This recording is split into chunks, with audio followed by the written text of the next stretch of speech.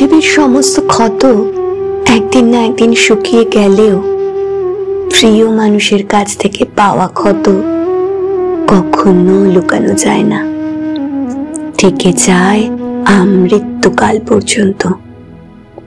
সমস্ত কষ্টের কথা তার কাছে বলতে পারলেও তার কাছ থেকে পাওয়া কষ্ট বা ক্ষতর কথা কখনোই তাকে বলা যায় না।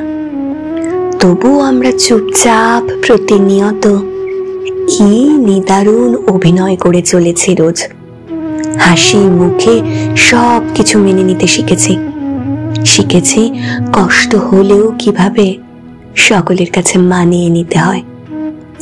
কত মানুষ বলতে না পারা কথার ভেতরে গুমড়ে মরছে, তীব্র যন্ত্রণা নিয়ে রোজ রোজ জীবন্ত লাশের ন্যায় বেঁচে আছে তারা।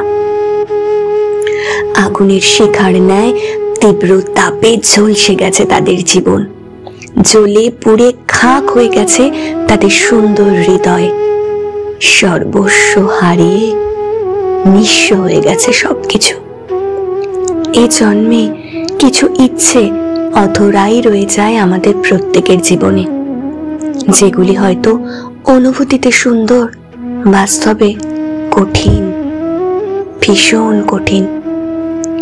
তবুও স্বপ্ন দেখে কোনো একদিন তকতকে ক্ষতস্থানে ভালোবাসার প্রলেপ দেবে প্রিয় মানুষটি।